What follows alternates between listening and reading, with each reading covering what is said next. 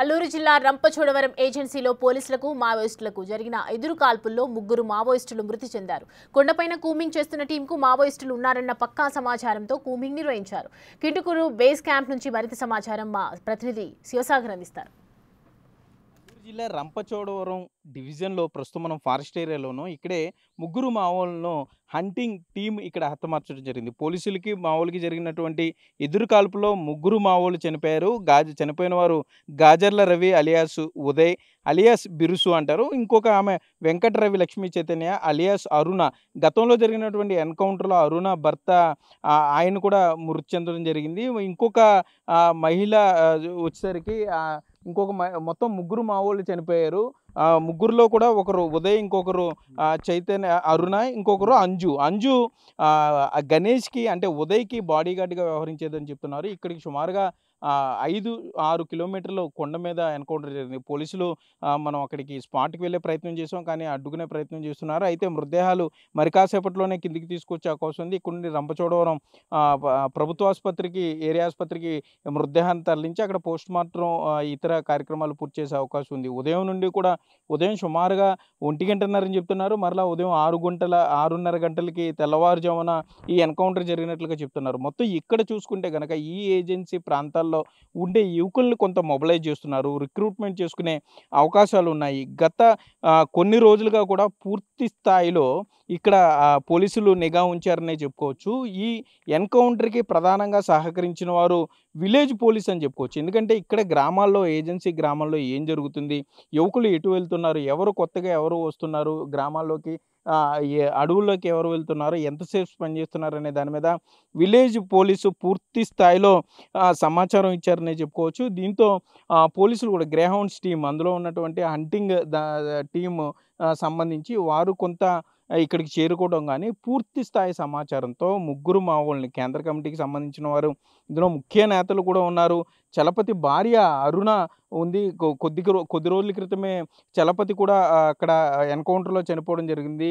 ఈ ఆపరేషన్ కగార్ పేరుతో ఏజెన్సీలని పోలీసులు, గ్రేహౌండ్స్, స్పెషల్ పార్టీ దళాలు జల్లెడ పడుతున్నాయని చెప్పుకోవచ్చు. ఎవరు ఉన్నా కూడా మావోలు పేరుతో ఎవరైతే హిట్ లిస్ట్లో ఉన్నారో అట్లాగే వారందరినీ కూడా ఏరువేస్తున్నారనే చెప్పుకోవచ్చు. మరోపక్క మనం చూసుకుంటే కనుక ఇక్కడ ఏదైతే మనం ప్రస్తుతం ఉన్నది కింటుకూరు బేస్ క్యాంప్, ఇక్కడ నుండి కొద్దిగా పైకి వెళ్ళిన తర్వాత అక్కడ ఈ ఎన్కౌంటర్ ప్రదేశం వస్తుంది. అయితే ఇక్కడ ఈ గ్రేహౌండ్స్ సంబంధించి పూర్తి రిస్ట్రిక్షన్స్ ఉన్న నేపథ్యంలో మీడియా అక్కడ అలౌ లేదని చెప్తున్నారు. మనం చూస్తే కనుక ఆ డెడ్ బాడీలు ఎవరైతే మావోల మృతదేహాలు ఉన్నాయో వాటిని తీసుకువెళ్ళడానికి ఇక్కడ వెహికల్స్ కూడా రెడీగా ఉంచారు. అట్లాగే ముందస్తు జాగ్రత్త అంబులెన్స్ కూడా రెడీగా ఉంచారు. పూర్తిగా ఈ ఏజెన్సీ ప్రాంతం అంతా కూడా పోలీసుల పర్యవేక్షణలో ఉందనే చెప్పుకోవచ్చు. మరోపక్క చూసుకుంటే కనుక ఇక్కడ ఈ కొయ్యలగూడెం గ్రామానికి సంబంధించి కానీ, ఇటు రంపచోడవరం, అటు దేవిపట్నం మండలాలకు సంబంధించి కానీ ఈ ఏజెన్సీలో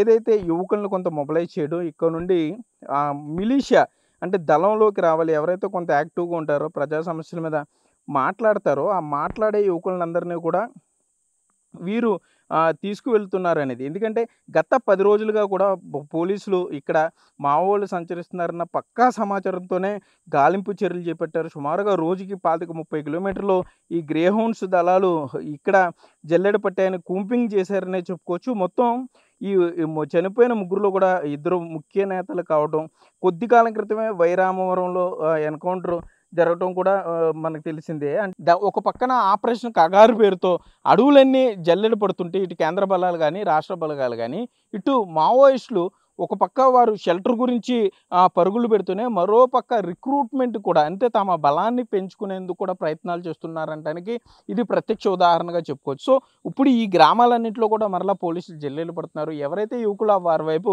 ఆకర్షితులయ్యారో వారిని మరలా కొంత వారికి కౌన్సిలింగ్ ఇవ్వాల్సిన అవసరం ఉంటుంది. ఇప్పుడు ఇక్కడ పరారులో ఉన్న వారిని కూడా పట్టుకోవాల్సి ఉంటుంది. సో పోలీసులు మరింత, ఎందుకంటే వరుస ఎన్కౌంటర్తో అటు మావోలు కొంత బెంబేలెత్తుతున్నారని చెప్పుకోవచ్చు. సో ఈ వరుస ఎన్కౌంటర్ల నేపథ్యంలో పూర్తి స్థాయిలో పోలీసులు ప్రత్యేక దళాలు కొంత కాన్ఫిడెంట్గా ముందుకు వెళుతుంది. మరోపక్క చూసుకుంటే ఆపరేషన్ కగారు నిలిపివేయాలంటూ కూడా కొంత డిమాండ్లు వస్తున్న నేపథ్యంలో వాటిని ఇటు కేంద్ర రాష్ట్ర ప్రభుత్వాలు పట్టించుకునే పరిస్థితి లేదు. గతంలో జరిగిన శాంతి చర్చలను కానీ పట్టించుకునే పరిస్థితి లేదు. కేవలం ఆ ఏజెన్సీల్లో సంబంధించి మావోల్ని నక్సలైట్లను కూడా పూర్తి స్థాయిలో నిర్మూలన చేసే దశగా ఈ ప్రత్యేక దళాలు పనిచేస్తున్నాయనే చెప్పుకోవచ్చు. ఏదేమైనా మరి కాసేపట్లోనే మరింత సమాచారం వచ్చే అవకాశం ఉంది. ఇటు గ్రామాల్లో చుట్టుపక్కల గ్రామాల్లో కూడా పోలీసులు పూర్తి స్థాయిలో నిఘాలో ఉన్నారనే చెప్పుకోవచ్చు.